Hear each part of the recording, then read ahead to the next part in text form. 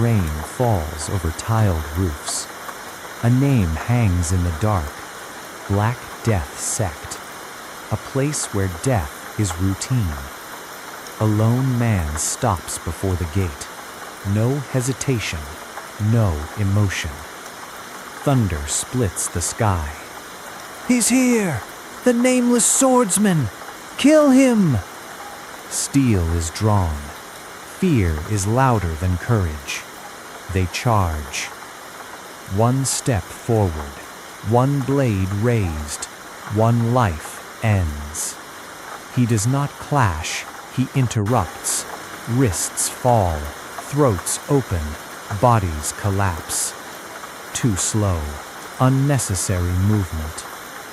Blood shatters the rain's colorless world. Screams die faster than they begin. No anger, no mercy. Footsteps splash through mud. Rain swallows the sound too late. "Kill him!" They surround him from every side, from every mistake. A foot twists, ground breaks, balance is stolen. The first blade swings. It never finishes the thought. Steel passes, blood answers. Red tears through the rain. Numbers collapse into bodies. A grip tightens, bone strains. Resistance is brief. A body snaps sideways. The sword follows through. Too far, too late. They see it now. This isn't skill, it's inevitability. "I've got you now, bastard!" Confidence blooms from behind. Air splits. Shriek! The strike lands first. The thought arrives after. How? Even from behind? An eye turns beneath the brim. Calm, focused, empty. Internal monologue. Positioning was flawed. Rain continues. As if nothing happened. A sword sinks into mud. A hand lies open. It will never close again. The courtyard exhales. Bodies remain. From above, the sect looks quiet. From within, it is finished. He walks. Past the dead. Past the broken. Inside the hall, someone kneels. Breathing shallow. Waiting. Robes marked with serpents. An elder. Alive. Footsteps stop. Rain listens. Sound cue. Sudden. Violent. Lightning tears the darkness apart. Two figures face each other. Elder. Controlled. Wary. So, you are the nameless swordsman. Silence answers first. Unnecessary conversation. Final narration. Cold. Absolute. Under the hat, his eyes remain still. Not hostile. Not curious. Just deciding. If you're a swordsman of justice, why are you wrapped up so tightly? The question lingers. Rain answers first. Because I'm not one. You're not a swordsman of justice. Then why hunt and kill the unorthodox faction? Lightning flickers. Red eyes open beneath the brain. I am not a righteous swordsman. No pride. No shame. Just correction. So you have deceived them all. I have deceived no one. They simply believed what they wanted to believe. The rain intensifies. The elder studies him. Not a hero. Not a savior. Something worse. What an interesting man you are. A hand lowers to the sword. Blue energy coils like a living thing. Even if I must cross the river of the dead today, I don't think I'll have any regrets. Come then, whether you are the nameless swordsman or not, you are here to kill me all the same.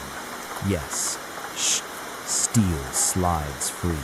Shh, the rain does not slow, neither does he. They stand apart. Rain falls between them. One drop, stretching in the air. It hits the ground. Bish! Both move. No warning, no second breath. Red light ignites beneath the brim. Steel meets steel, vision meets vision. The world reduces to lines, angles, killing intent. Krang! From the mountains, it looks like lightning struck the sect itself. A step inside the guard. A turn of the wrist. A cut that doesn't hesitate. Blood runs down the blade. Drips. Drip. Footsteps through water. Only one set continues. The sword is stained. The hand holding it is steady. Crack! Boom! Lightning crowns him in white. Rain traces his face.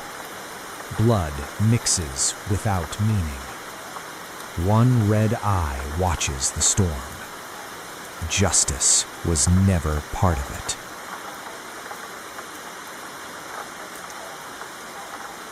Petals fall. Not rain, not blood, just petals. One drifts lower and lands. Plip. Red spreads beneath it. Not from the sky, from the dead. A foot steps down. Splash. Blood answers around the soul. A face lies beside it. Eyes open, unseeing. Robes marked with the righteous seal, symbols once worn with pride, now soaked. The mountain glows beneath a dying sun. Petals drift across banners, across spears, across hundreds gathered below the sect gates. An army of the Orthodox. Ugh. To think the mount that I once knew would end up like this. Below them, bodies, scattered across stone like discarded offerings. Amitabha. They see only the aftermath. They do not yet see him, but the petals keep falling, as if the mountain itself is bleeding quietly. You bastard! Show yourself this instant! A boot drags across blood.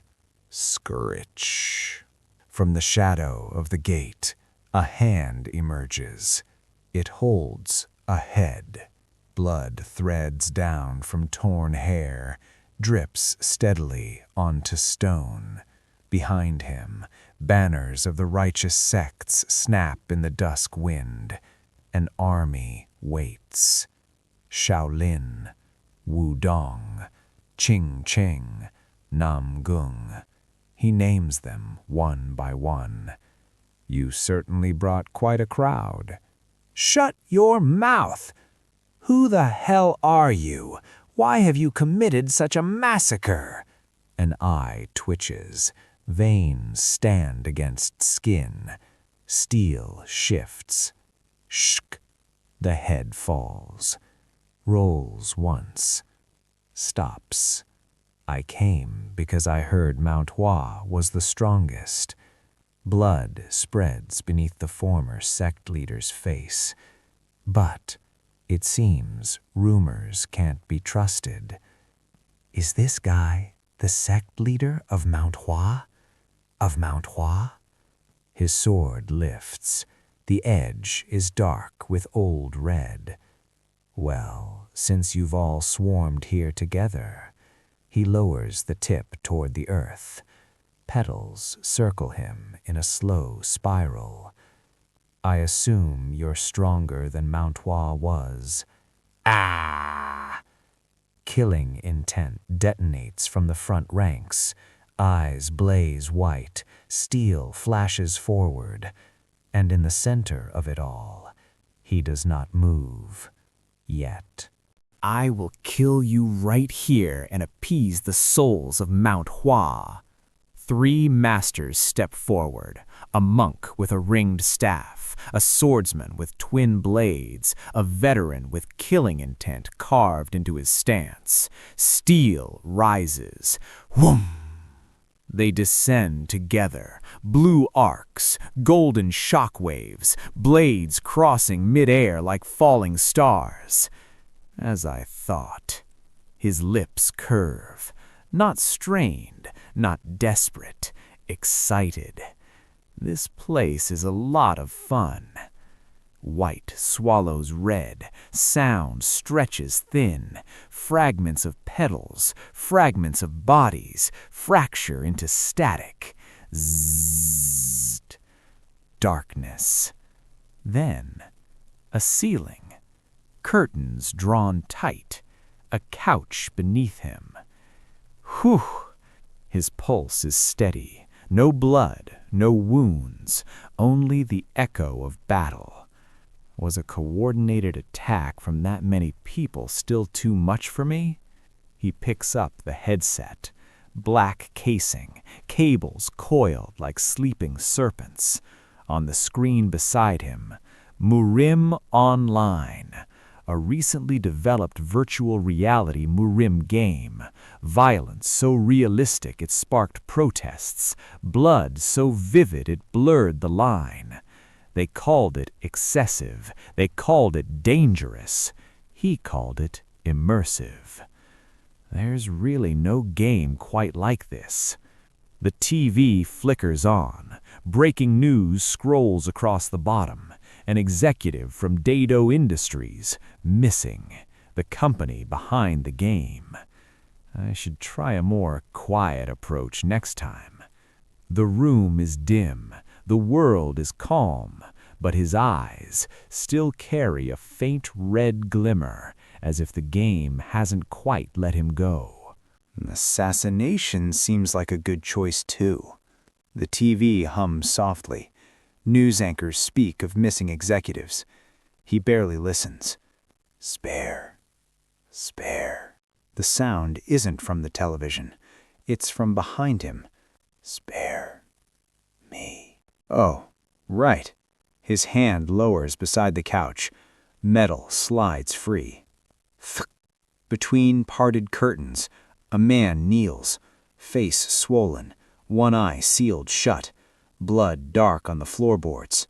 Please, just my life. A silhouette steps forward. The hammer rests across his shoulder. Spare you. He crouches, grips the man's jaw. Look, I don't know why you kidnapped me, but I really didn't do anything. Photographs spill outward. A girl dragged into a room, a bound victim pleading, the same man smiling beside them. Different dates, different faces, same expression. How could you? His voice breaks when he sees them. If you truly hadn't done anything. He adjusts his grip on the hammer. You wouldn't have become my prey. The room goes silent. No game interface, no respawn. Only the dull weight of steel and the sound of a man realizing there is no reset in this world. I'm reflecting on my actions. Please, please spare me. His head snaps sideways. Teeth clack together. Blood threads from split lips. But that phrase, spare me. A faint smile forms. Between you and me. Light blooms behind him, violet and red swallowing the dark. Isn't it getting a bit tired? One eye twitches. The tremble stops. You son of a bitch. He forces himself upright. You're dead meat. The prey stands, Grip tightens around iron. Breath evens. Desperation becomes violence. "I'll kill you!" Steel swings downward, wild, heavy. The protagonist does not retreat. He tilts his head, watches, calculates. His eye gleams the same crimson as in the game. Rah! Red arcs through the darkness. In Murim Online, men screamed like this before they died. In this room, the difference is simple. There is no respawn timer. The hammer doesn't hesitate. It drives forward, crushing through guard and bone. Man, choked gasp. Ugh! Air bursts from his lungs. His body folds around the blow. Momentum steals his balance. A second movement. Cleaner, shorter. No wasted motion. Impact cue. Wham! He lifts off the ground, weightless for half a breath. Then gravity remembers him. Stone cracks. Dust blooms. Limbs sprawl without dignity. Blood runs into one eye. The other trembles. Understanding begins to settle. Man, voice shaking, scrambling backward. Stay back! Stay back! He drags himself toward the wall. Fingers scrape uselessly against cold stone. Man, breaking, shrill. I don't want to die! I don't want to die! Now he says it plainly. No threats, no pride, just fear. Most humans are herbivores. A quiet step forward. Among them, a small number are carnivores. Breath fogs faintly in the dark. They attack and hunt those weaker than themselves. He flinches before he's touched. To devour them.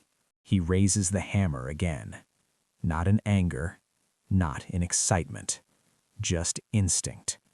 Because tonight, the carnivore met something higher on the food chain. And I am the hunter. He walks forward, hammer hanging loose at his side. Behind him, his shadow stretches impossibly tall, monstrous, close, crimson eye.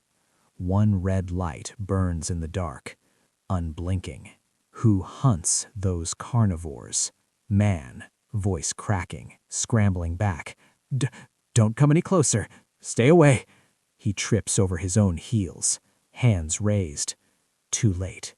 Man, hysterical, spitting fear. Stay back, you crazy bastard! Bang. Light floods the corridor. Footsteps.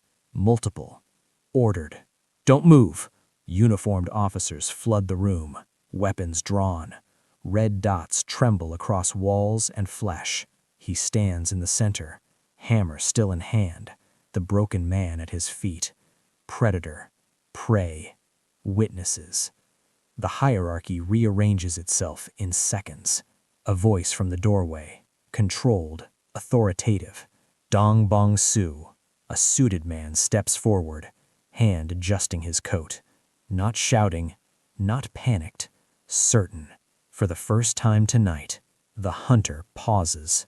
Detective, I'm arresting you on charges of kidnapping, confinement, and murder.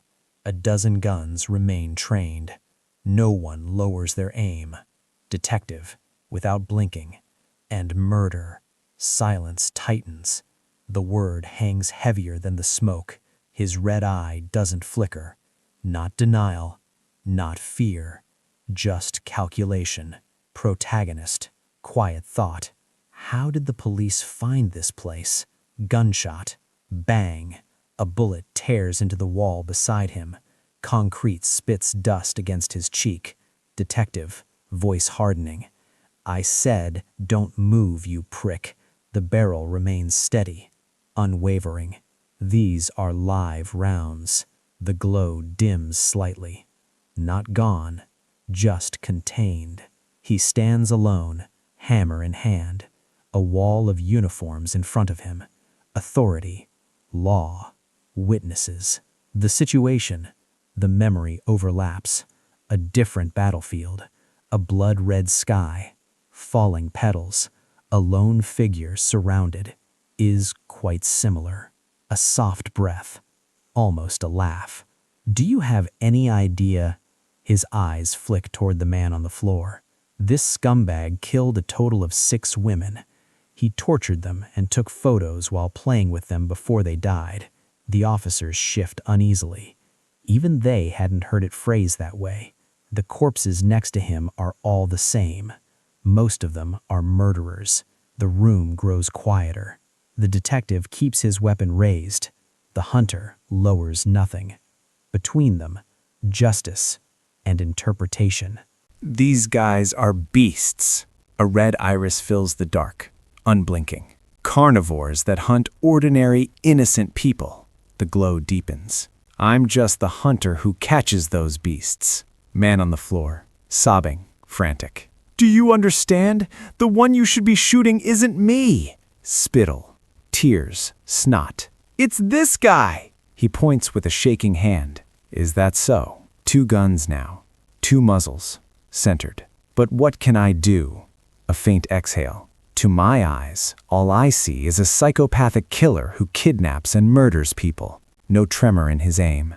Close. Protagonist's eye. No anger. Just distance. I guess I really can't communicate with the police.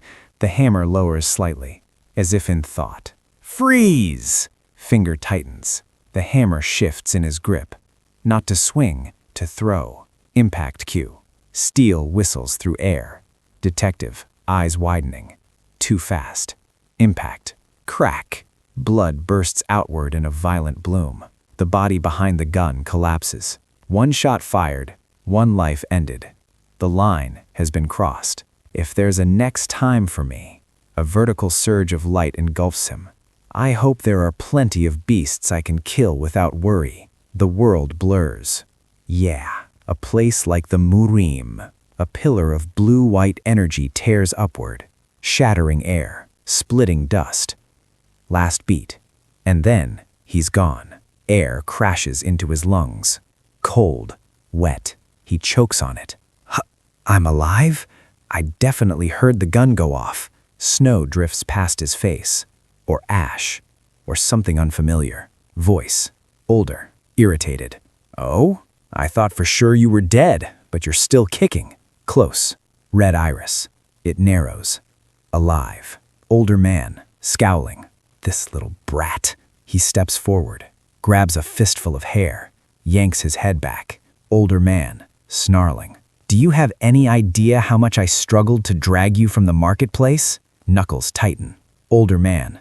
Casual cruelty. Should I just kill you for real right now? Protagonist.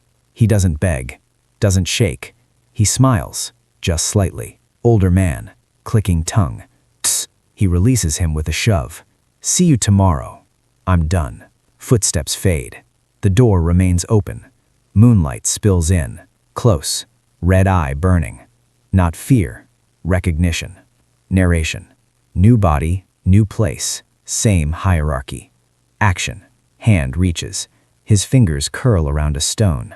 Rough. Heavy enough. Wide shot. Target walking away.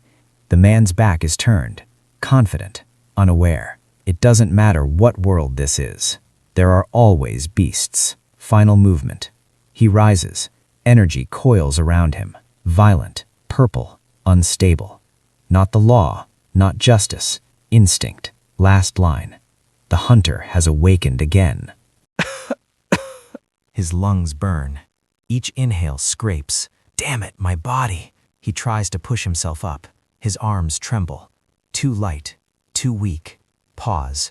A hand presses against thick hair. He freezes. Huh? Close. Fingers clutching fabric. The texture is wrong. The skin. Thinner. Rough. Scarred. Narration. He sits up slowly.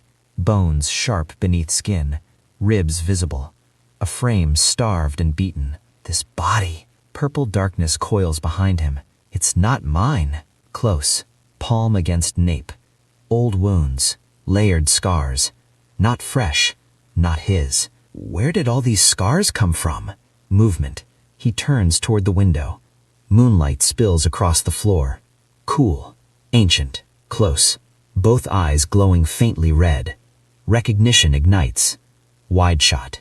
Moon over tiered rooftops, stone stairways, pagoda silhouettes, lantern light in distant courtyards. An etched place in memory. I know exactly where this place is. A breath. Slow. Almost reverent. That name is surely. Black panel. Final confirmation. The Murim, you say? Long silence. He kneels in the doorway of light. Small, frailer than before, but smiling. Water runs down his face. Or perhaps it's tears. Protagonist. Low, trembling with exhalation. My wish has come true. System text. Crimson letters. Player. Player Dongbong Su. Welcome to the world of the truly strong. Murim online. Final image. His eyes widen. Then, he laughs. Not hysterical. Not broken. Hungry.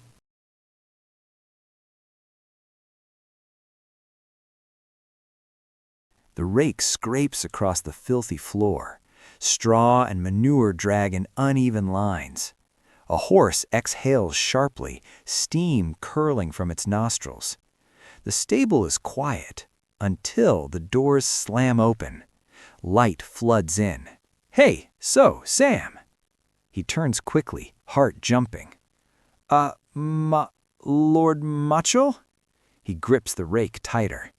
The man wrinkles his nose. Follow me right now. I have a job for you. A pause. Hesitation. Right now, sir? His voice falters. I still haven't finished cleaning the stables. The strike comes without warning. His vision explodes white as his head snaps sideways. A hand grips his face brutally. Do I look like I'm asking you for a favor right now? His breath stutters. The grip tightens. The Danzi clan lets a stuttering orphan like you eat and sleep here. Another violent shove. So you must have forgotten your place. He's forced down, humiliated. The man looms over him. You're just a slave, do you understand? Silence. Only the sound of his breathing. Outside, the yard is bright and open. Workers glance up. Where is Macho? Why did you come alone, Dong-o? Macho smiles casually. Oh, you know how it is, old man. He chuckles. Brother Macho is at the Bongyang Inn again today with Ang-Ang. A crude clicking sound follows. Having a drink. The older man's expression hardens slightly. Well, it doesn't particularly matter, but did only you two come? He gestures toward the heavy pile of scrap wood and broken tools. It'll be hard to move these with just the two of you. Macha laughs loudly, slapping his thigh. Oh, come on, can't you see him? He jerks a thumb back carelessly. We've got a perfectly good... His grin widens. Behind him, So Sam stands quietly, head lowered, eyes shadowed, listening. He's lifted like nothing and slammed forward. Beast of burden right here. His body whips through the air before crashing into the dirt. He lies there, stunned.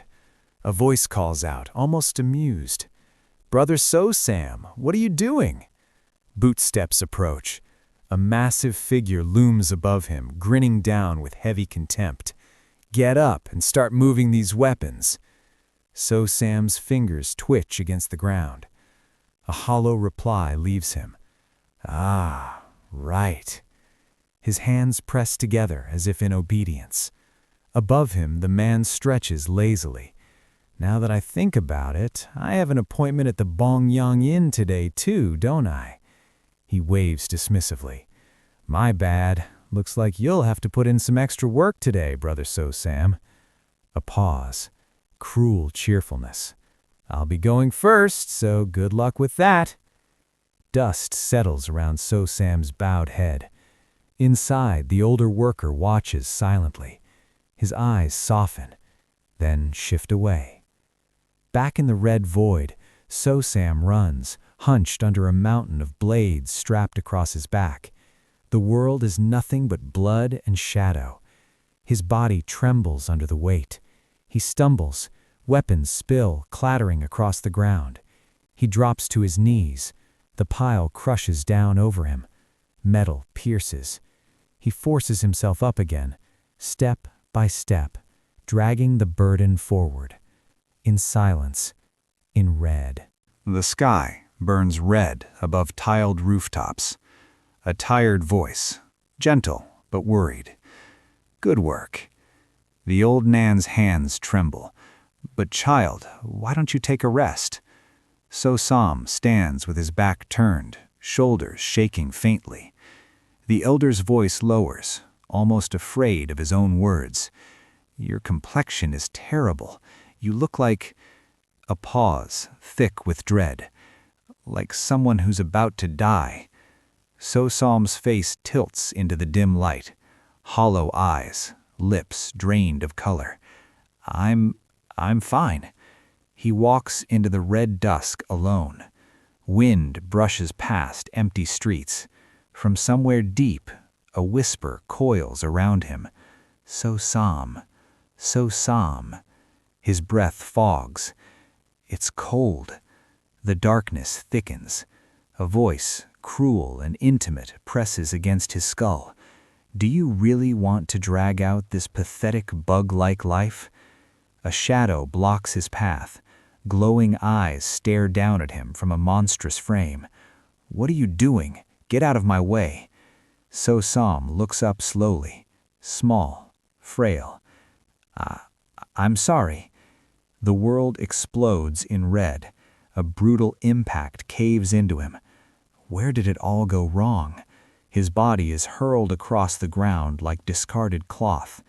Was it when my family died in the storm and I was the only survivor? Another crushing blow. Was it when I knocked on the Danri clan's gate just to survive?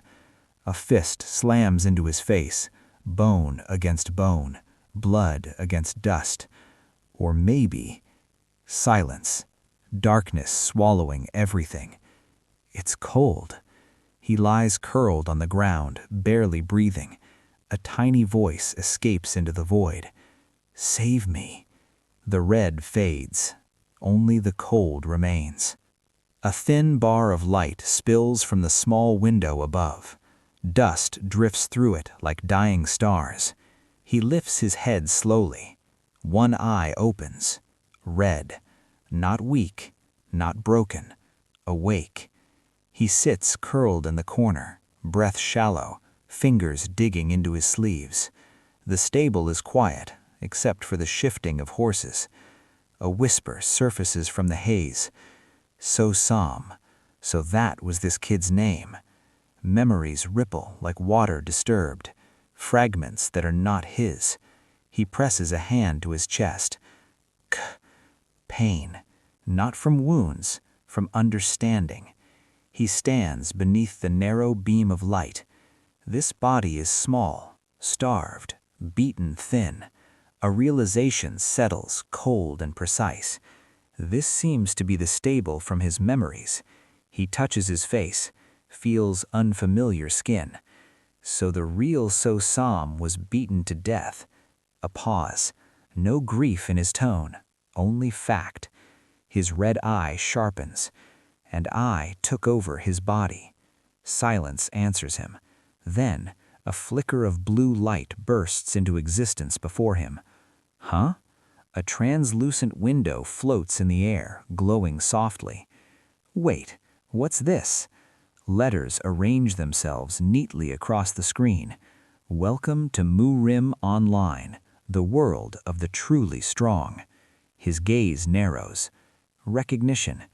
Isn't this the status window from Murim Online? Outside, morning spreads across tiled rooftops and courtyard stones. A clan member walks through the yard, carrying a bowl, irritation etched deep in his face. Why do I always have to do this shit? He scowls at the mess in his hands.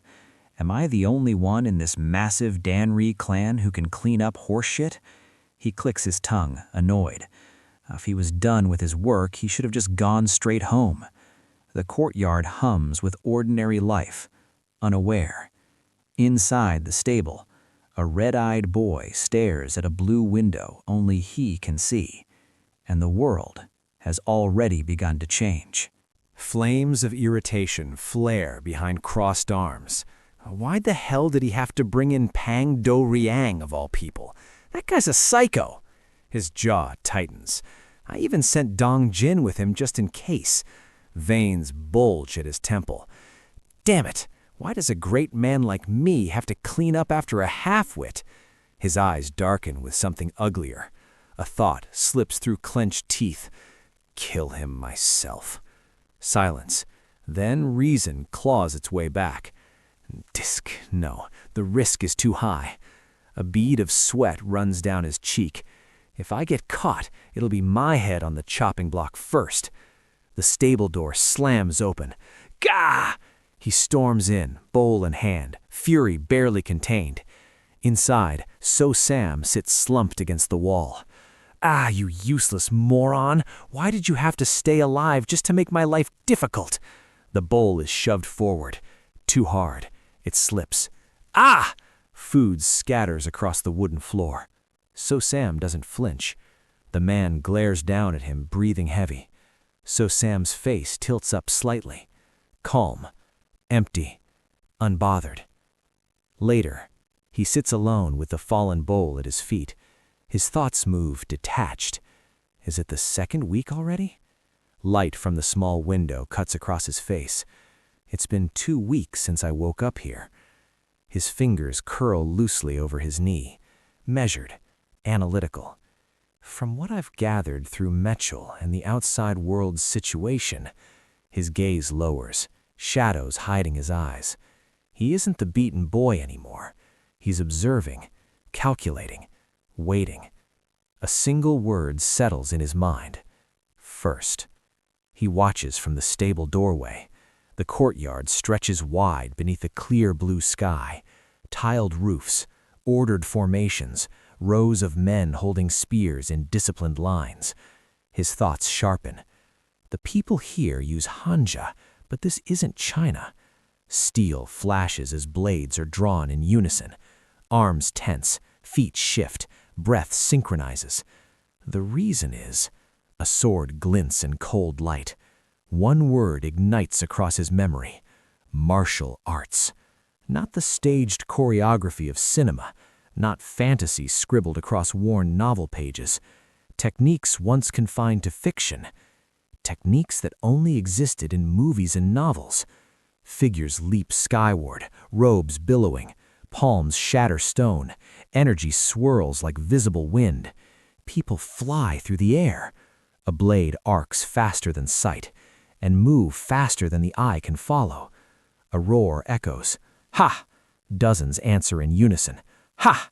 The formation strikes as one, blades cutting clean lines through empty air. Precision, power, reality.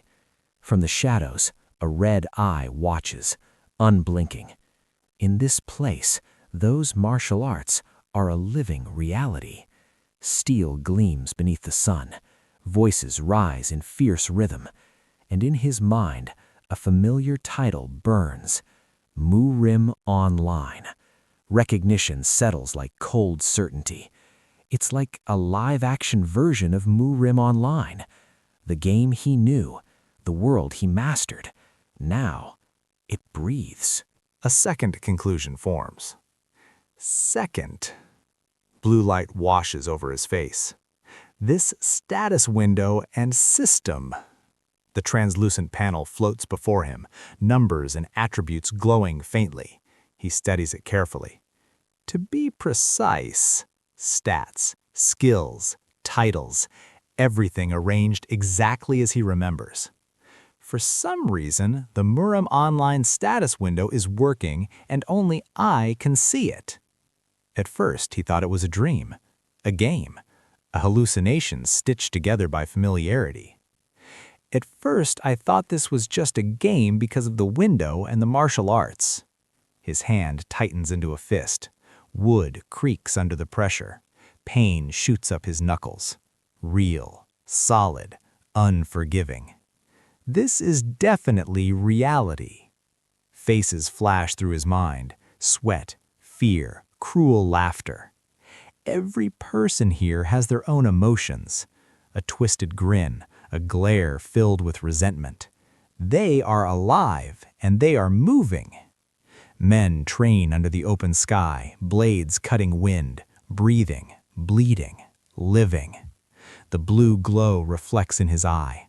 A split image. Game, reality. Then what am I? A human or a player? Silence. His hand lowers slowly. A faint exhale escapes him. A small, dry sound slips from his lips. Aha! The stable door slides open with a harsh scrape. A bulky shadow fills the entrance. Look at you, Brother Sam, living the high life. The man steps in, grin stretched wide and ugly. While someone else got their ass kicked and punished because of some idiot? His eyes gleam with resentment. He leans closer, breath hot, voice low. Kept you waiting, didn't I, you little shit? The blue window flickers softly in the dark, unseen, unheard, waiting with him. The man looms at the entrance, heavy steps, smug grin. So Sam doesn't answer. Wood creaks as the man shifts his weight. A bowl tilts in his hand, food sloshing lazily. So Sam rises, slow, unsteady. The bowl lifts to his lips. He drinks it down in one motion. Look at this guy. The man's smile twitches, irritation rising. A sharp step forward. I'm talking to you, you bastard. His hand flashes, steel glints. A short blade tears free from his sleeve. I'm really gonna kill. A sudden blur, a violent spray of red. The blade never finishes its arc. Huh? Something cold slides across flesh, something faster than his eyes. The bowl shatters. A streak of blue cuts through the dim stable. So Sam's eyes burn crimson in the dark, unblinking, merciless. The man's hand trembles. Blood pours from his throat. Gurgle. His knees hit the floor, fingers clawing uselessly at the wound. So Sam steps closer, voice low, flat. Guak Dong O, that kid you used to know. The man's mouth opens and closes. Air won't come. Gurgle. So Sam's red gaze narrows, cold, certain. The stable is silent again, except for the choking. His red eyes gleam in the dark. He died a long time ago. A faint sound escapes the man's torn throat. Groan.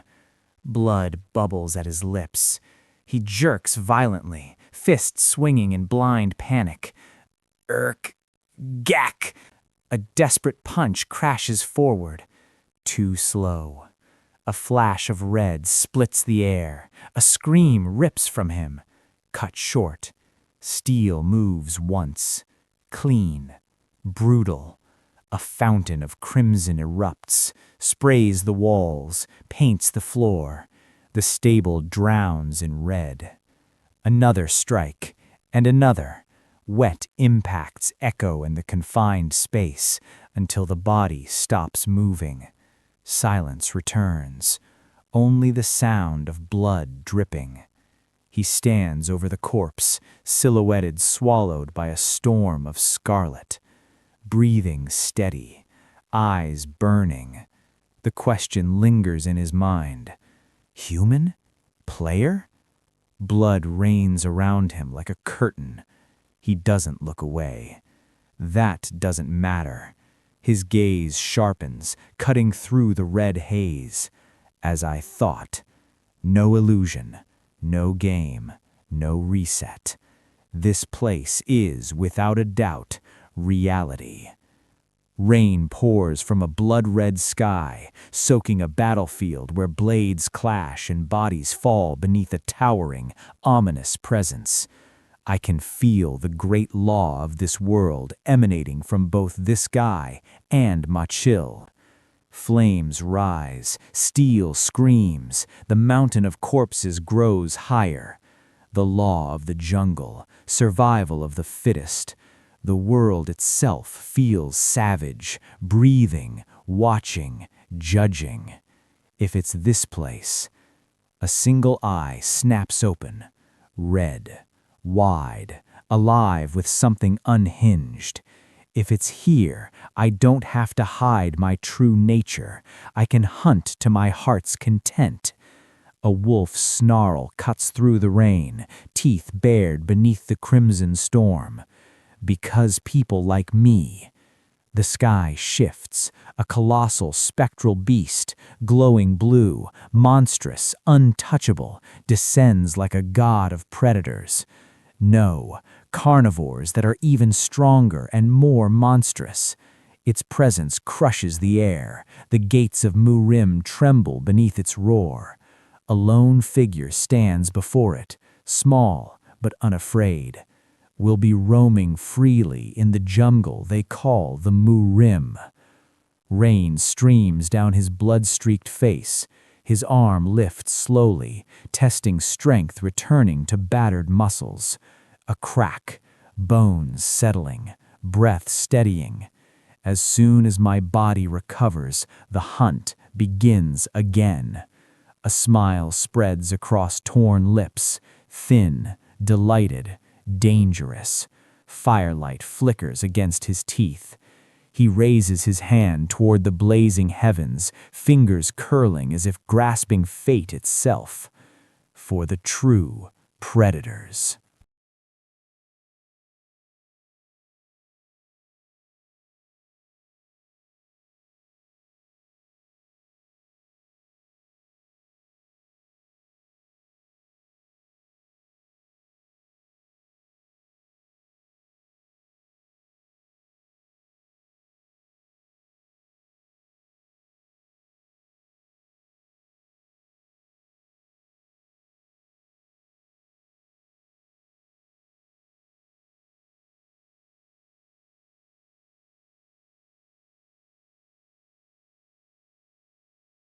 The room is quiet now.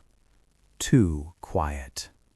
Blood stains the wooden walls in violent streaks, dark and drying. A body lies sprawled on the floor, barely visible in the dim blue light. He sits cross-legged in front of it, elbow resting on his knee, cheek pressed against his knuckles, watching, thinking.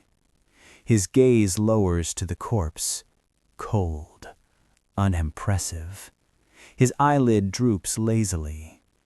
Normally, a guy like this wouldn't even be worth hunting, but his eye sharpens, a thin glint of calculation cutting through the fatigue. There's something I need to verify. He shifts slightly, glancing at the blood pooling beneath the body.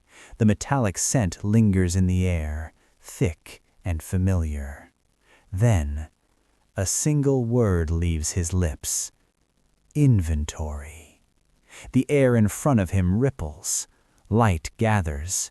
A massive, swirling blue vortex materializes, framed in ornate edges like an ancient gate submerged under water. He tilts his head back slightly, studying it. Something's different. His eyes narrow. In Murim Online, the inventory was a grid-based system where one item took up one slot. For a brief moment, an image overlays in his mind, neat squares containing meat, herbs, scrolls. Organized, limited, predictable. But this, he raises a finger and touches the surface. It ripples like water. But this inventory is just one massive open space. His hand pushes deeper. The vortex swallows his arm up to the elbow without resistance. A faint pulling sensation hums around him. His eyes widen slightly, not in fear, in intrigue. He leans forward, reaching further into the endless blue expanse. It stretches, farther, deeper. No edges, no walls, just space. Vast. It's huge. Must be at least 300 square meters. A slow smile curves at the corner of his mouth. This world isn't following the old rules, and that makes it far more interesting. The corpse lies twisted against the blood-stained wall. He stands over it, blue light from the swirling inventory casting cold reflections across the room. His fingers hover in the air for a moment, testing, measuring. He steps closer and grabs the body by the collar, dragging it upright. The dead man's head lolls back, mouth open, eyes dull. This is how it worked in the game, right? His palm spreads across the man's face, firm, unhesitating. Store in inventory. For a split second, the body glitches. Fragments of blue light crawl over the skin. Then, it shatters into shards of data-like particles. A violent burst of wind spirals outward. Glass-like fragments and red streaks swirl around him as the vortex devours everything in a single breath. The room empties. Silence crashes down. He lowers his hand slowly. Above him, the blue space churns calmly again, undisturbed. His red eye widens. That massive thing vanished in an instant. A thin grin forms, predatory, satisfied. This is an incredibly useful feature. I can definitely make use of this. He turns toward the glowing portal, studying it with renewed hunger. A thought slips in, sharp, curious. Wait, can I put living things in here too? His fingers brush his chin, calculating. If I do, will they stay alive, or... His smile deepens slightly, shadows cutting across his face. Experimentation, possibility, cruel curiosity. I'll need to experiment a bit more. The vortex hums quietly beside him. Then, the scene shifts. Bright sky, soft clouds drifting over tiled rooftops. The world of Murim stretches beyond the horizon. And somewhere beneath that peaceful sky, a predator begins planning his next hunt. Two stable hands stand near the entrance, laughing under the warm daylight. One gestures casually, thumb hooked at his belt, grin wide with mockery. In the shadows behind them, the boy steps forward quietly, a wooden stick resting over his shoulder. Their eyes meet. A smirk curls across one man's lips. He leans closer to his companion, whispering with a crooked smile. Then, the boy moves, a sudden blur. Wham! The stick slams down with sharp force. Both men jerk in shock, bodies recoiling as the sound cracks through the stable like a snapped bone.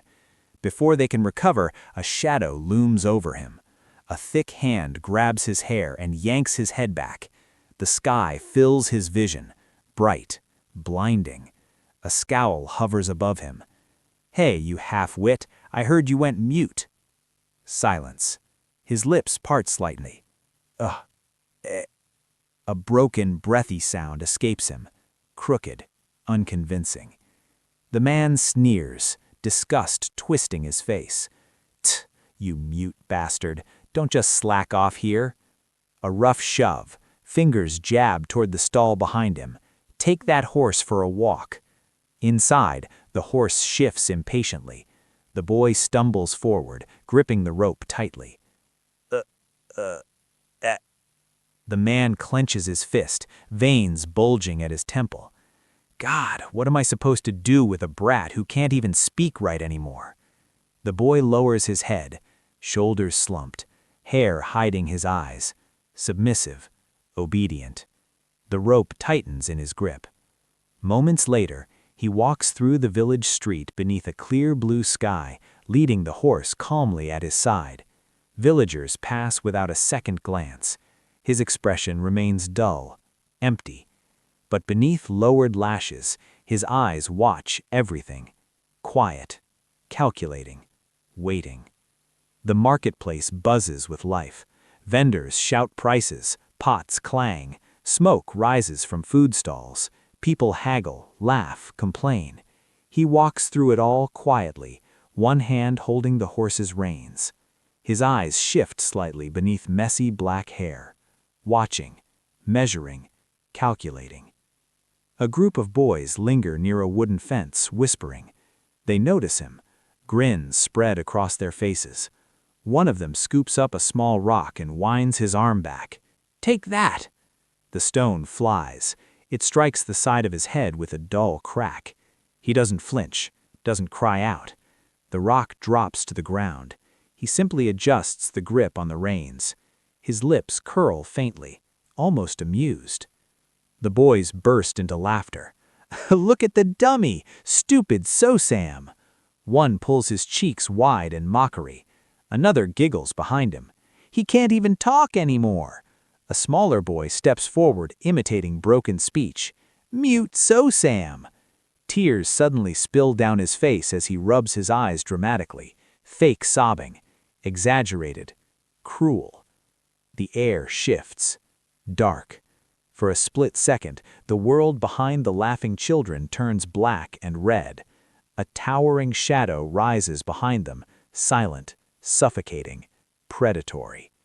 The boy closest to him stiffens, his crying falters. A chill runs down his spine. Then, light returns. The marketplace noise floods back in. He gently pats the horse's neck. A soft, broken sound leaves his lips. His expression is harmless, blank, submissive. The boys hesitate, confused. He gives the horse another calm pat and continues walking, head lowered, steps steady. But the faint curve at the corner of his mouth lingers, patient. Because predators don't hunt when the crowd is watching. He walks away with the horse, back straight, steps steady. Behind him, laughter erupts again. "Oh," a mocking voice carries across the street. "Stuttering So-Sam." Small feet pound the dirt as children point and jeer at his retreating figure. He doesn't turn around. He doesn't react. But the words follow him. They echo. The sky above him darkens in his mind. A red haze bleeds across his thoughts. A shadow stretches tall and jagged against a blood-colored backdrop. So-Sam's a mute. Pebbles clatter near his heels. He can't do anything. The whispers twist. He's an idiot. His head lowers slightly. The ground beneath his feet fades into white noise. Step, step, step. The sound of his soles pressing into dirt is the only thing steady in the storm. Elsewhere, a man grumbles while cleaning weapons inside a wooden room. "Ugh, a man like me shouldn't be stuck cleaning weapons." He wipes a blade roughly, irritation clear on his face. That bastard Guak Don Chan hasn't shown his face in days. He approaches a closed door and frowns. Did he drop dead somewhere? His hand pushes it open. The door creaks. Huh? Inside, a figure stands in the shadows, head slightly tilted, eyes calm, watching. The man stiffens. "What? Why are you coming out of there?" The boy steps forward slowly from the darkened room, quiet, expression unreadable, and the air between them grows just a little heavier. The weapon rack gleams, blades polished to a mirror shine, not a speck of dust, not a streak out of place. Even the wooden shelves look freshly scrubbed, sparkling under the light. The man stares, eyes widening. Wait, did this brat do all my work for me? He steps inside, still holding a weapon loosely in one hand. Behind him, the boy stands quietly with a broom, posture slightly hunched, head lowered. The man studies him carefully. The change unsettles him. He almost died, and now he's a completely different person. His gaze sharpens, suspicious, curious. He's fast, efficient, and does things I didn't ask for. The boy coughs softly into his fist. Those dull, half-lit eyes look harmless, obedient. The man's expression slowly softens. Has he finally become a decent human being? The boy reaches into his sleeve and pulls out a small pouch. He tilts his head slightly. This is... The man blinks, leans closer, sees the coins inside. His eyes snap wide. Greed floods in instantly. He bursts into laughter, grabbing the boy by the shoulders. "Ha ha! Boha! You little brat, you finally learned how the world works." He throws an arm around him roughly, shaking him with forced affection. "That's my boy. Keep this up from now on." The pouch is snatched away, tucked greedily into the man's robe.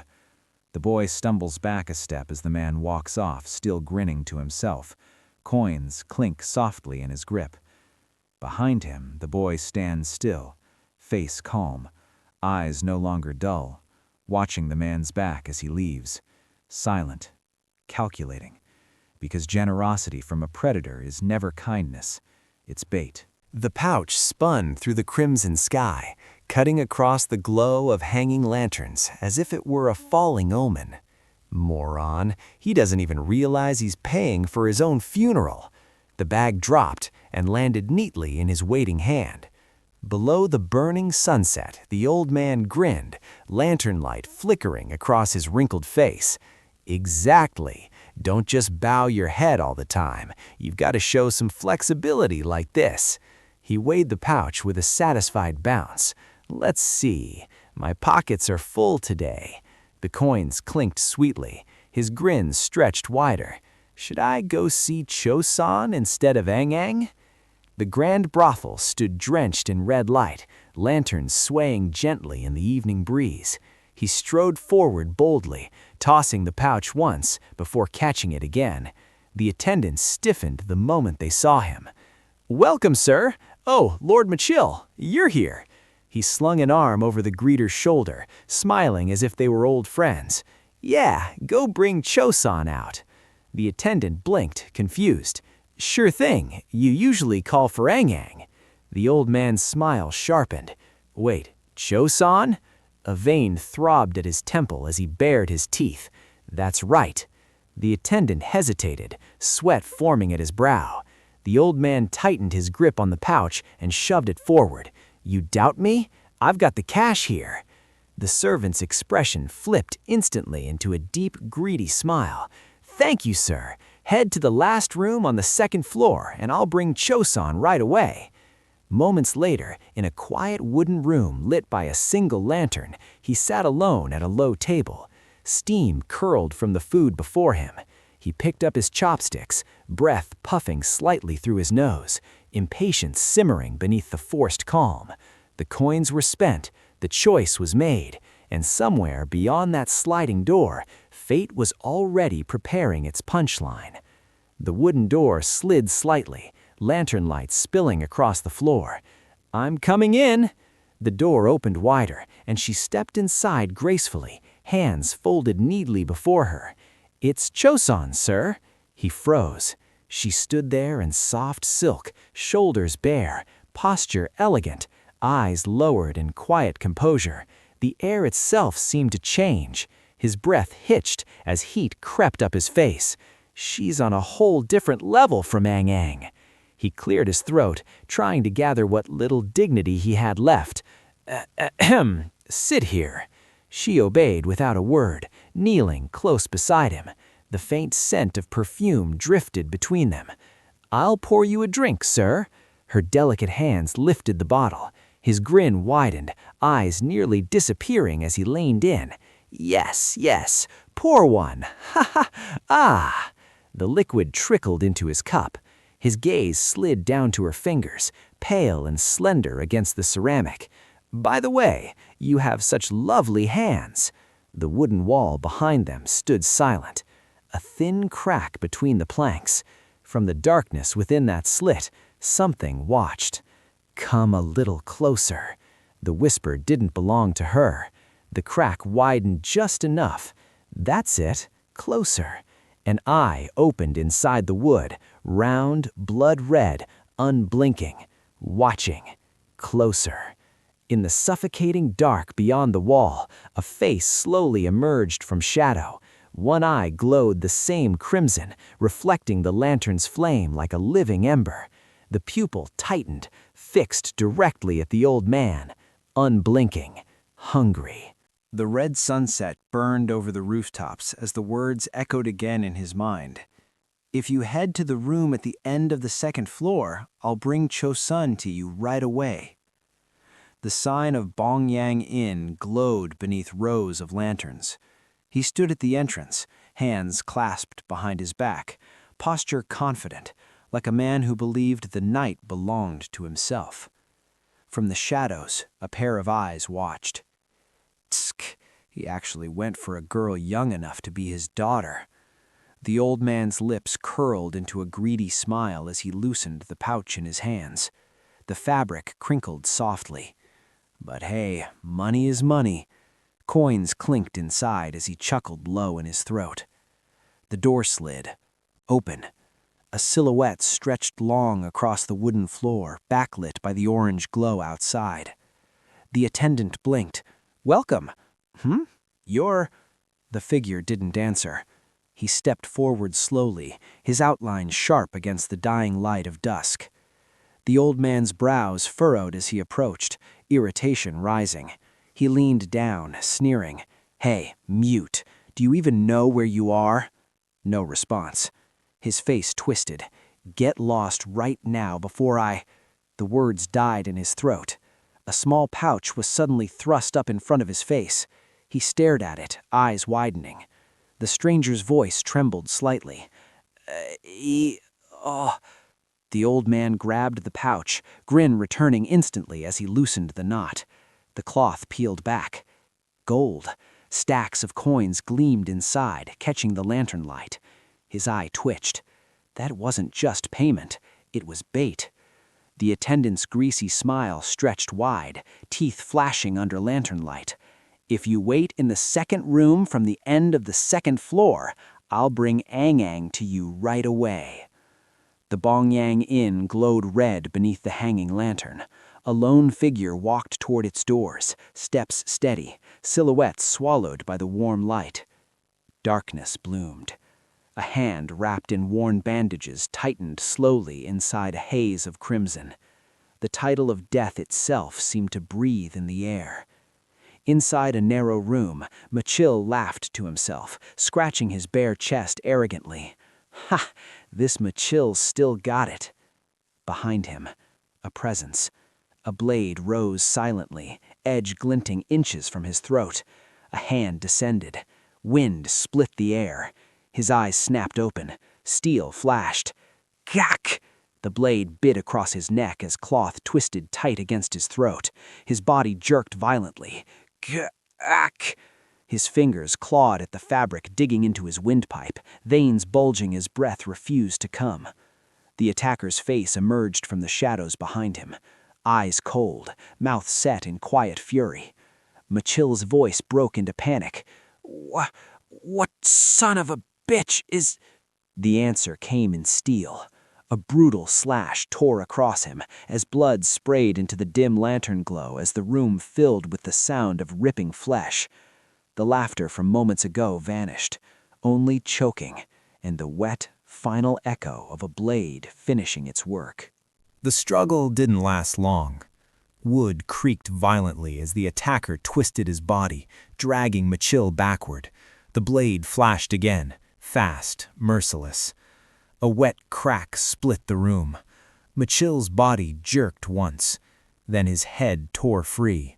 Blood sprayed in a violent arc across the wooden walls as something heavy thudded against the floor.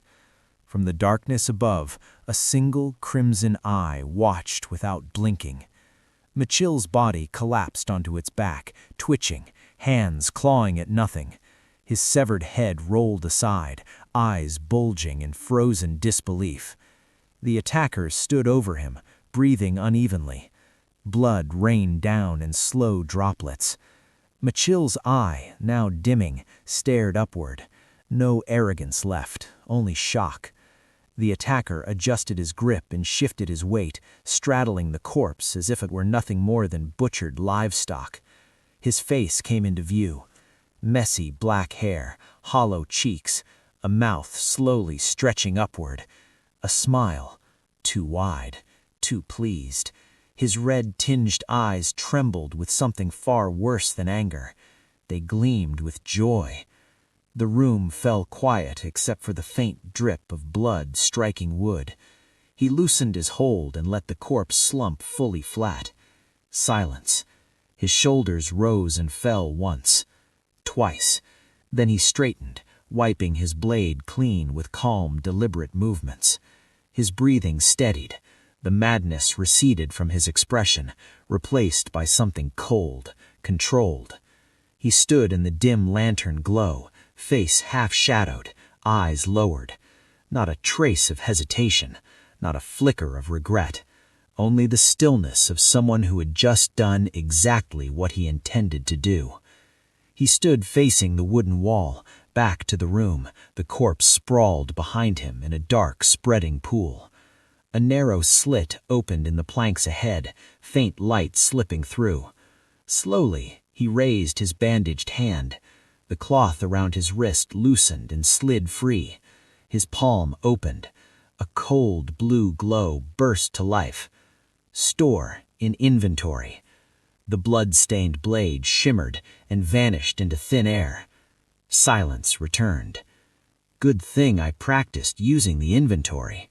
He glanced down at the headless body beneath him, eyes calm, calculating.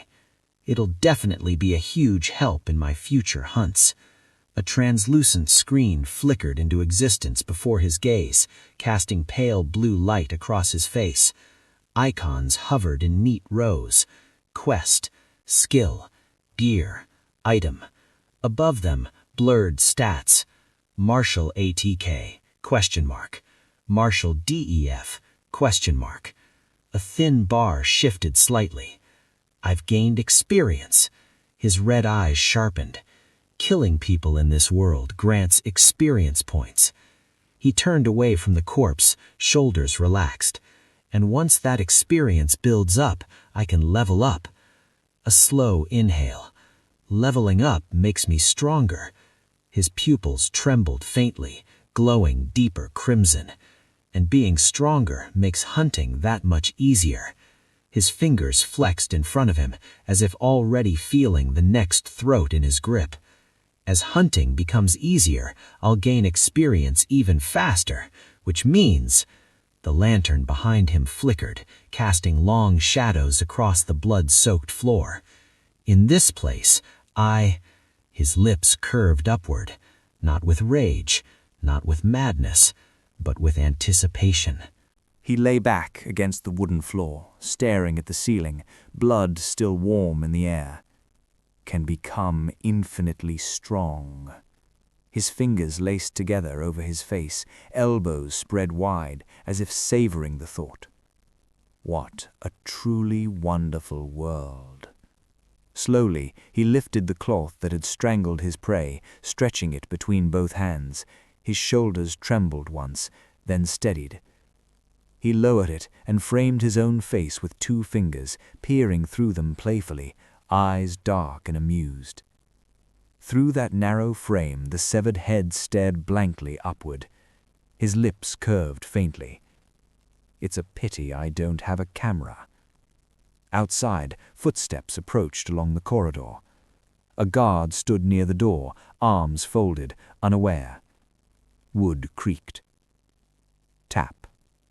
Tap. He turned slightly. "Are you in there?" A woman leaned against the wall nearby, adjusting her robe with mild irritation. "Ang, what took you so long?" The attendant scolded her under his breath. "Get in there. Even if he's a mute, a paying customer is still a customer." I know. Her hand slid the door open. "Sorry, am I a bit late?" Inside. Silence.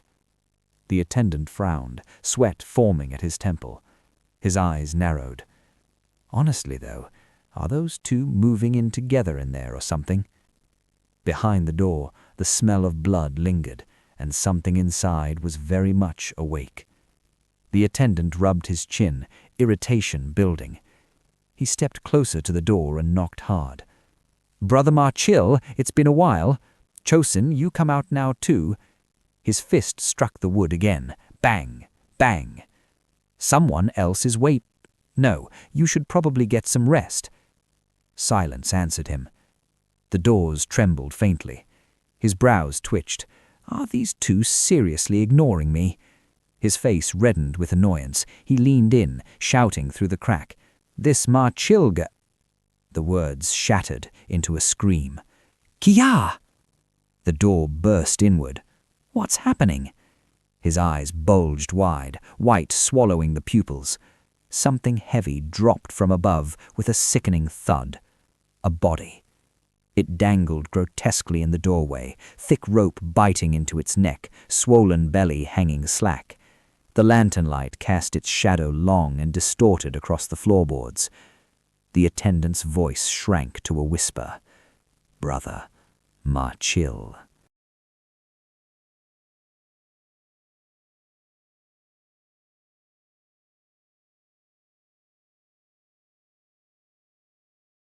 Far to the north lay Anhui, where the Wai River flowed and the Yangtze River joined it. Vast fertile plains spread across the land. For centuries, the region had been known as a prosperous crossroads where trade flourished. But wherever wealth gathered, thieves and ruffians followed.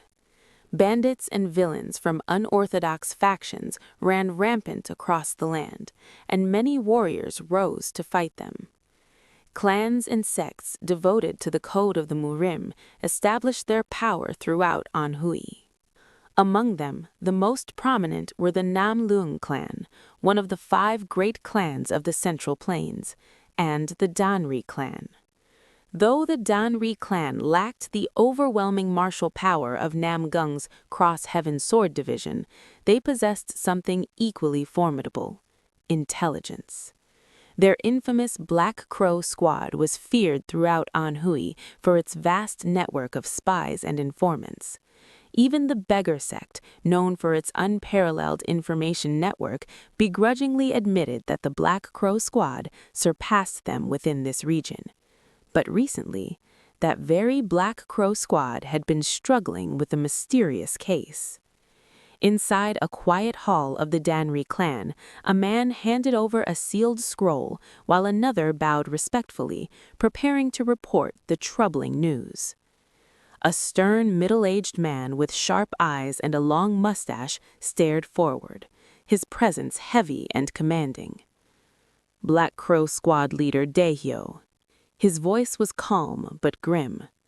Another suicide. It's a plague. He lowered his gaze slightly as if reviewing the troubling reports.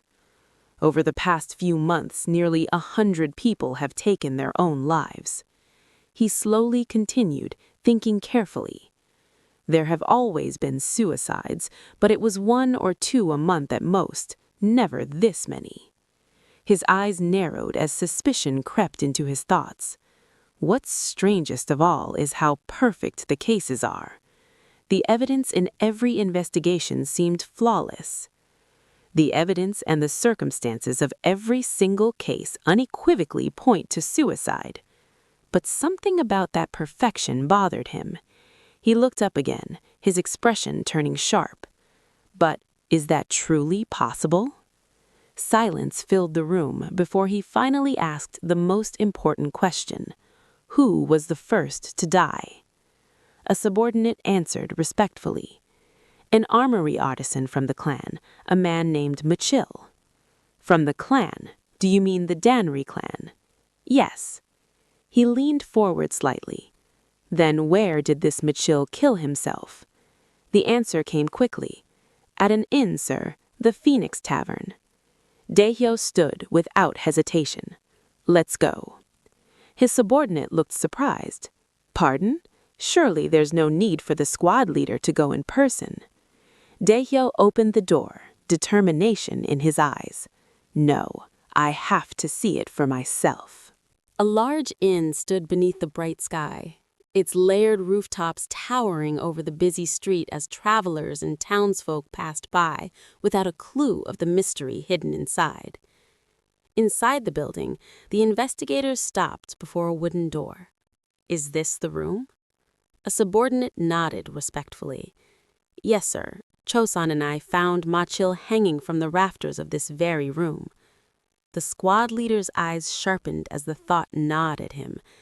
If this suicide plague is actually a string of murders, then the impossible question formed in his mind. How did the culprit get into this room to kill Ma-chil? He stepped inside, carefully scanning every corner, every wall, every beam.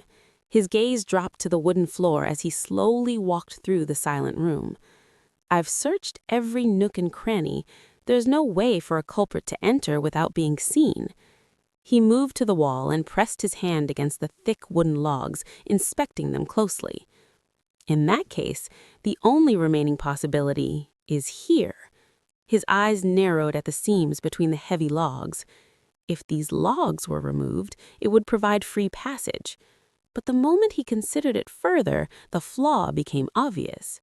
The problem is, these logs have never been removed. He tilted his head upward, staring at the ceiling beams that locked everything in place. Then he turned to the others. Tell me, is there any way to take out these logs without taking out the beams? The subordinate immediately shook his head. No, sir. These logs are set in grooves in the ceiling and floor beams. Another voice confirmed the same conclusion. You can't possibly pull them out without taking out the beams first. Which meant the room had no entrance, no exit, and yet someone had died inside. The room fell into a tense silence as the question hung in the air. Was it really a suicide then? A man spoke cautiously, recalling the details of that night. Was there anyone in the room next door when Ma-chil died? Another answered after thinking for a moment. Yes, there was another guest in that room. He probably arrived around the same time as Ma-chil. The listener's eyes sharpened instantly, suspicion flashing through his gaze. Who was it? The reply came without hesitation. So-sam of the Danri clan. Later, beneath the clear sky of the bustling town, So-sam stood quietly beside a horse, lost in thought, as a translucent system window floated before him. He reflected on his recent kill. The experience points I gained from the man I killed nearby the other day were greater than the ones I killed before. Realization slowly formed in his mind. That man must have been a martial artist. His fist tightened around the cloth in his hand as he analyzed the strange rule of this world. Killing someone stronger yields a greater amount of experience points. But the thought quickly turned cautious. But if I fight a proper martial artist right now, I'll definitely lose. He understood the harsh reality of his strength. Even the weakest warrior of the Danri clan is stronger than me. His eyes darkened with determination. I need prey that can bridge the gap between commoners and martial artists, just like the one I killed the other day. Suddenly, a mocking voice echoed through the alley. Well, well, well, haven't seen you in a while. Our little So-sam got handsome, eh? A group of rough figures stepped forward from the shadows of a cluttered storage room. One of them grinned widely and sneered. Hey, So-sam, it's been a while. You should greet your elders when you see them. Someone chuckled from the side. Heh heh heh. Another thug muttered with irritation. Is he really giving us the silent treatment? One leaned forward with a crooked smile. Hey! Then he laughed cruelly. No way our little So-sam would do that. So-sam's gaze hardened as he looked at them. Street thugs? A quiet thought followed. No matter how much of a loser So-sam was, he's still a member of the clan. The thug smirked, watching him carefully. A bitter realization crossed So-sam's mind. Did he really live his life getting pushed around by scum like this? The leader's voice suddenly turned sharp. You really ignoring us? In the next instant, thud. So-sam's body jerked forward as a fist slammed into him, the attackers grabbing him roughly. One of them laughed cruelly. Looks like we need to have a little private chat with our So-sam. They dragged him deeper into the narrow alley while his horse stood nervously nearby, hooves clopping against the stone ground. But beneath his messy hair, So-sam's eye glinted coldly with calculation. Could I kill all of them here and make it look like suicide? The thought lingered in the darkness, quiet and terrifying. The alley was tense, the air thick with hostility as the thugs surrounded him, their laughter echoing in the cramped space. One of them chuckled and leaned forward, mocking him. Heh heh heh. The young man kept his head slightly lowered, calculating. If he used the wooden beams from the room earlier and dumped the body somewhere else, maybe the murder could still pass as suicide. But these men ruined the plan. If I put the bodies in my inventory and dump them somewhere else, it might be possible, he thought. Yet causing a scene here would be risky. But if I make a scene here, there's a risk of being discovered. He looked at the group again and weighed the gain. Killing them wouldn't give him much in return. And it's not like I'd get much experience for killing all of them. His tired eyes narrowed. For now, he would endure it. I'll take a beating for now and get rid of them later. One of the thugs cracked his knuckles and stepped forward with a cruel grin. Haven't seen you in a while, but you've gotten all plump. You must be eatin' and livin' well. Suddenly, a powerful blur cut through the air, twack, and the thug was sent flying, collapsing instantly onto the ground. A voice echoed calmly from the darkness. Stop. The thugs froze, stunned. A tall man slowly stepped forward from the shadows, his presence alone commanding silence. He looked slightly annoyed as he spoke. Didn't I tell you to bring him over nicely? One of the men panicked and bowed his head. Jang-ho, sir. The young man lifted his gaze slightly, surprised. Jang-ho? The newcomer ignored the tension and instead turned his attention to the horse tied nearby. He walked over with genuine interest and stroked its neck. What a fine horse. Another thug quickly explained with a smile. Our dark sky leader is a man who goes absolutely crazy for horses, so I was thinking of presenting this horse to him as a gift. The man patted the horse affectionately and glanced back. What do you think? A slow, sinister smile crept across his face. Behind calm eyes, the young man understood the truth immediately. Such blatant killing intention, so this was his goal from the start.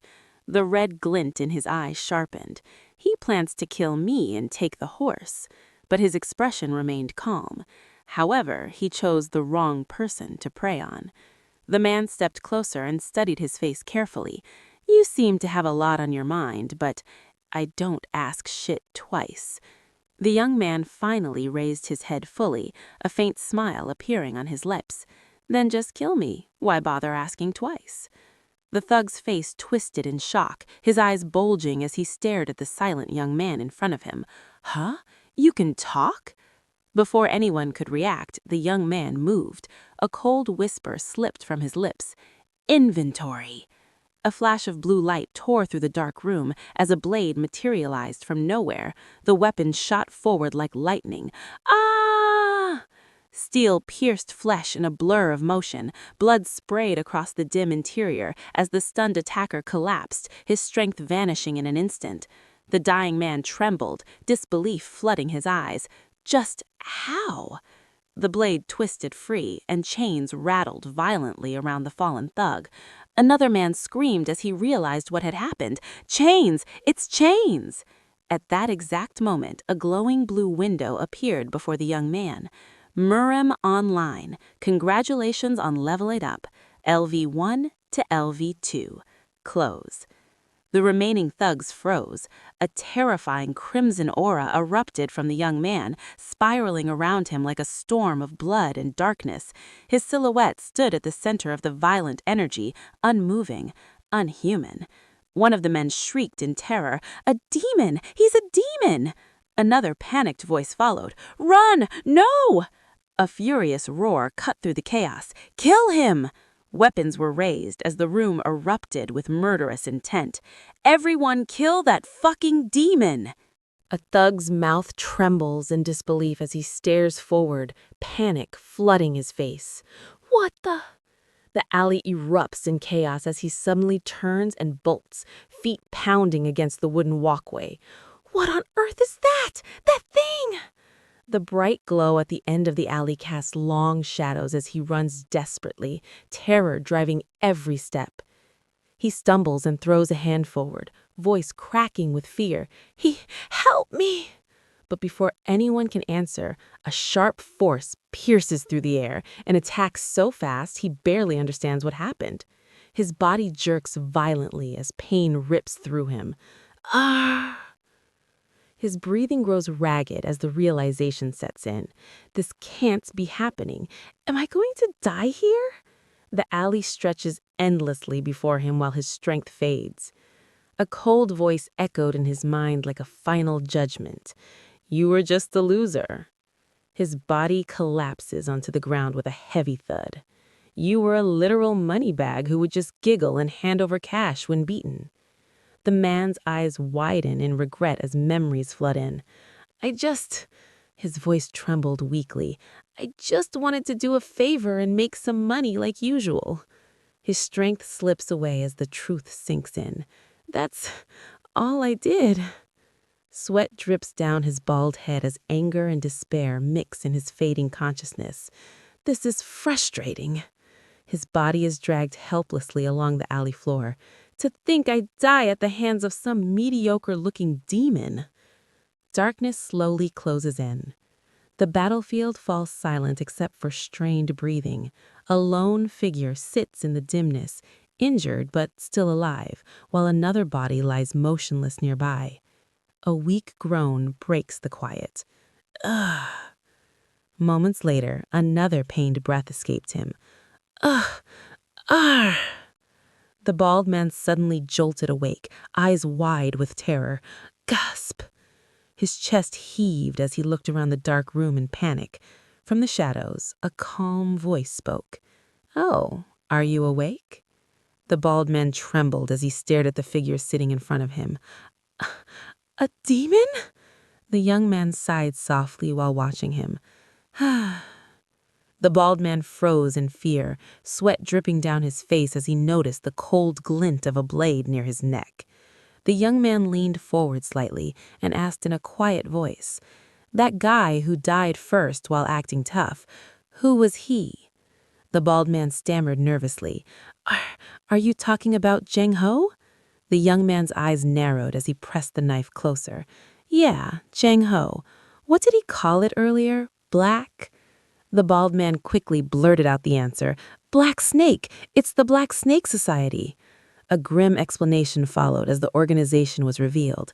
The Black Snake Society was one of the ebony syndicates that ruled the dark back alleys of Pyongyang. The bald man continued nervously. Jang Ho was an executive of that Black Snake Society. The blade pressed tighter against his throat as the young man muttered thoughtfully. An executive of the Black Snake Society, huh? Then another thought crossed his mind. Come to think of it, that guy mentioned something about a Black Snake Society leader, too. The bald man immediately nodded and shouted the name in fear. Yes, that's right. The leader of the Black Snake Society is Bang Po Yam. It was that bastard, Bang Po Yam, who ordered Jang Ho to kill you, Master Go Sam, and bring back the horse. The young man gripped his weapon tightly, his eyes cold. A quiet realization echoed in his mind. The Ebony Syndicate and the Black Snake Society had proper hierarchies and leaders. In modern terms, they were basically organized gangs. Finally, he leaned closer to the trembling man and spoke calmly. Fine. Then he gave his condition. From now on, tell me everything you know about the Ebony Syndicate and the Black Snake Society. If the information is useful, I'll let you live. The bald man's face suddenly lit up with desperate hope. I can live?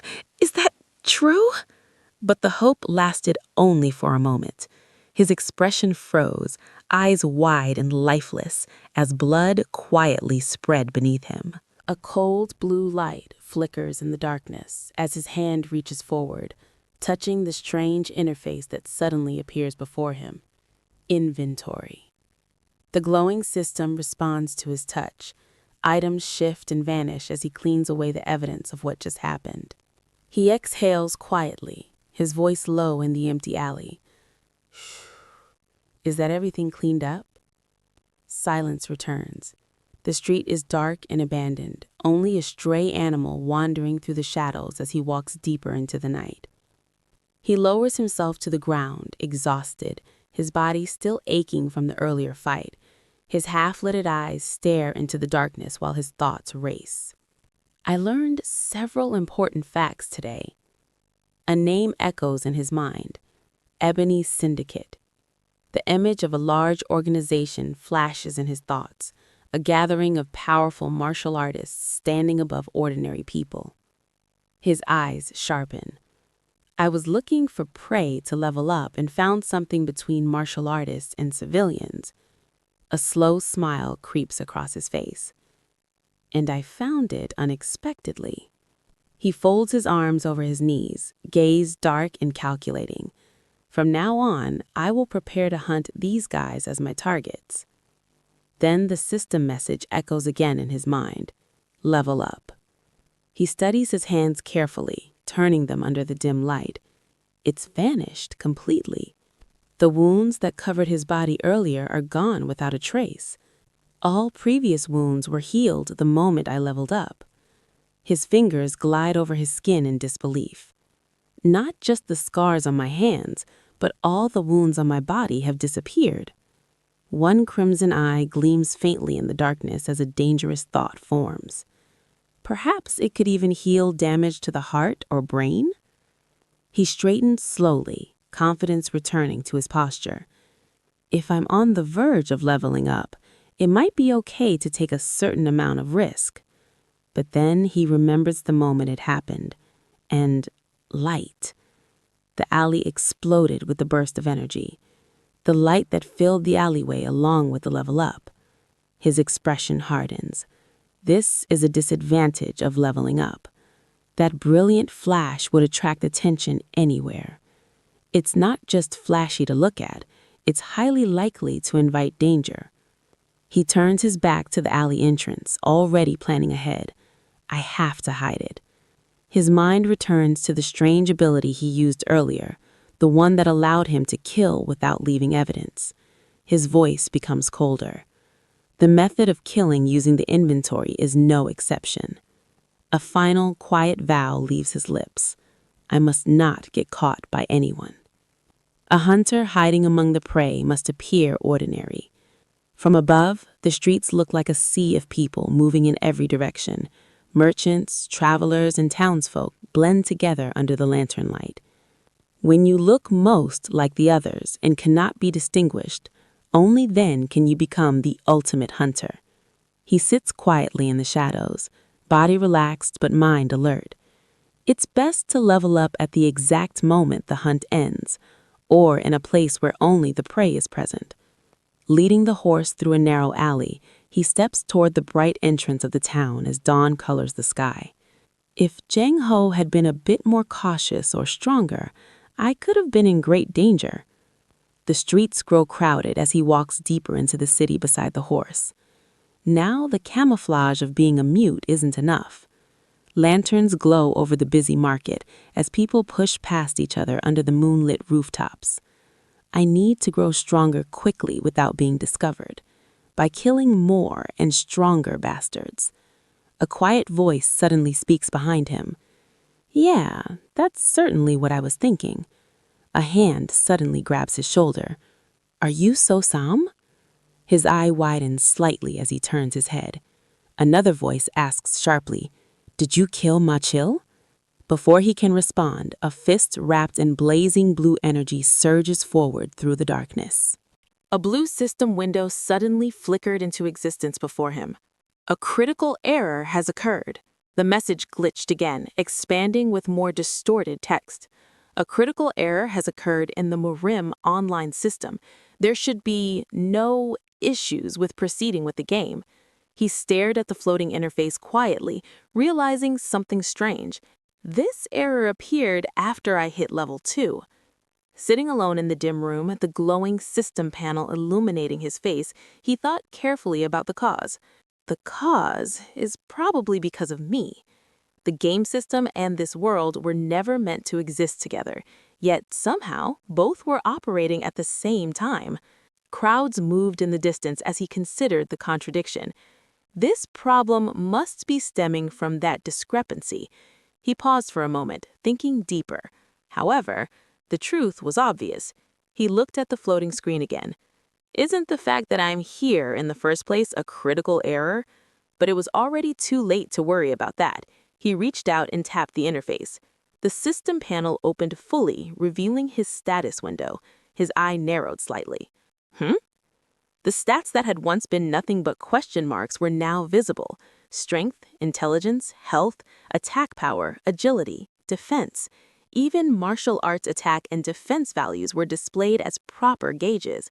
The stats that were displayed as question marks until last time have changed into gauge bars. He studied the screen carefully. Is this also related to the critical error?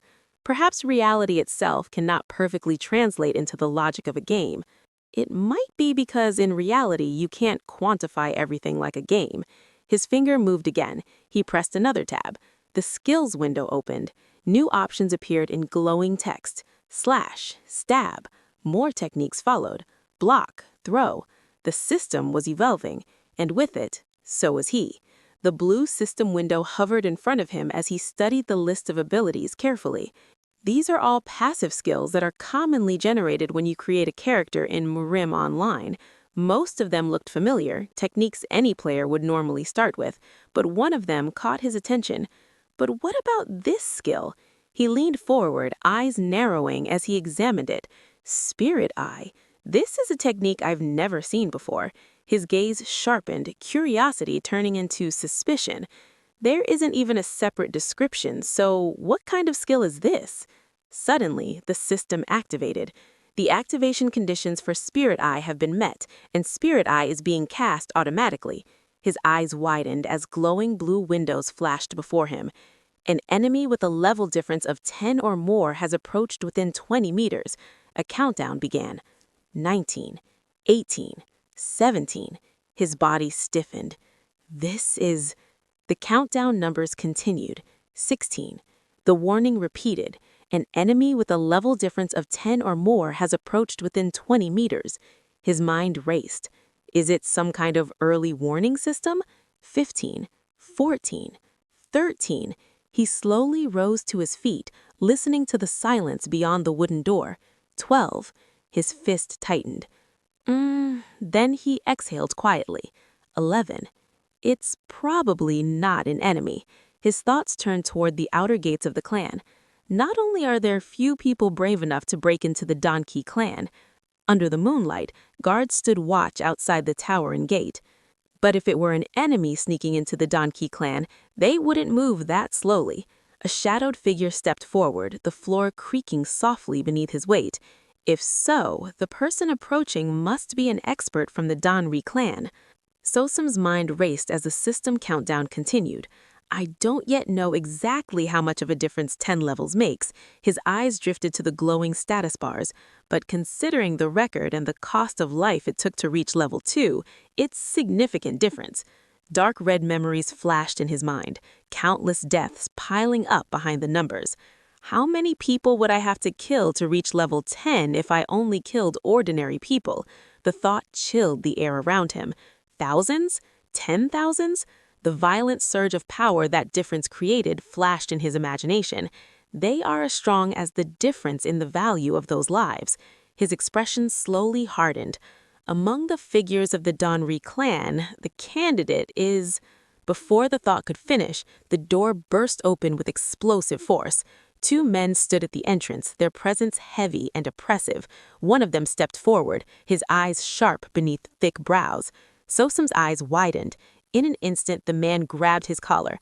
Are you Sosam? The sudden grip jolted him. Sosam turned his head slightly, confusion flickering across his face. Then the man's voice cut through the darkness. Did you kill Macho? For a moment, everything froze. Sosam's eyes stretched wide, his pupils trembling as panic flooded his face. His mouth opened in shock as his body instinctively recoiled. Lightning burst violently through his body as his eyes widened, blue energy crackling across his veins like a storm barely contained. His fingers clenched as the power surged uncontrollably, electricity spiraling around him, forming the faint image of a skeletal spirit within the raging aura. The energy condensed, spinning, tightening until it formed a blinding sphere of power at his core. The air trembled as the glowing orb stabilized, humming with terrifying force. Then, silence. The man standing before him looked confused. Huh? The captain studied him calmly, his mustache shifting slightly as he muttered, Turning away as if nothing unusual had happened, he simply ordered, "Let's go." One of the guards hesitated, startled by the sudden decision. "Pardon?" "Yes, Captain." They began to leave the room, footsteps fading as the door opened. Left alone in the dim light, the boy slowly straightened his body. His torn clothes hung loosely from his shoulders as shadows swallowed his face.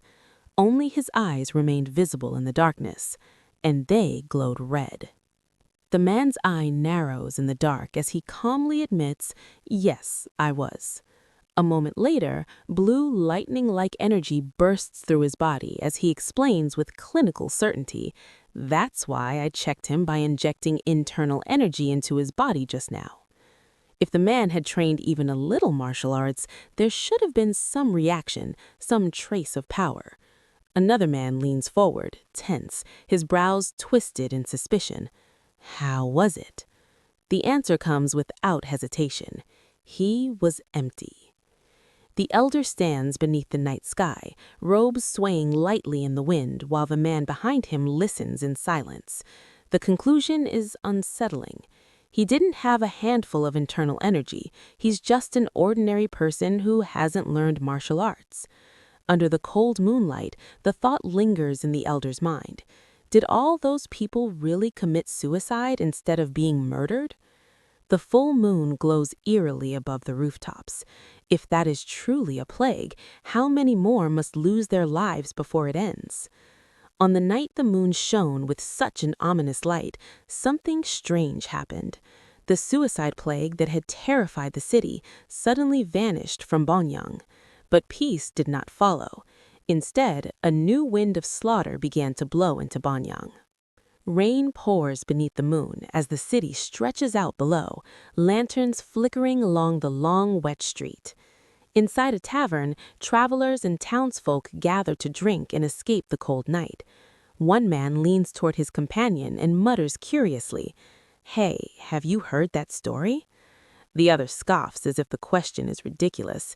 "What, about the nameless swordsman? Of course I've heard it." He smirks and raised his cup. There's probably no one who doesn't know. Inside the noisy tavern, the drunken chatter of townspeople filled the air as cups slammed against wooden tables and laughter echoed through the room. A drunk man raised his cup and shouted excitedly, "Hey, you should call him the great nameless swordsman." He burst into laughter and waved his arm wildly as he continued bragging. "He's out there killing those damn bastards from the Ebony Syndicate." Across the table, another man quickly leaned forward and whispered urgently, "Shh, man, keep your voice down. What if someone hears?" But the drunk man only laughed louder, completely ignoring the warning. He slammed his hand on the table and shouted proudly, "Let them hear it." Anyway, among those mighty Ebony Syndicate groups, the White Tiger Unit and the Red Wolf sect have already been wiped out. Ha! The nervous man wiped the sweat from his face and quietly warned him again. "No, isn't there still one place left? If those guys from the Black Snake Society hear you, it won't end well." The drunk man leaned back confidently, a crooked grin stretching across his face as he lifted his drunk again. "Their time is coming soon, too. Our nameless swordsman is going to—" He suddenly swung his arm dramatically and shouted with drunken excitement, "Completely crush those bastards now." Around them, the tavern continued buzzing with laughter and gossip, unaware that the very legend they were praising had already arrived.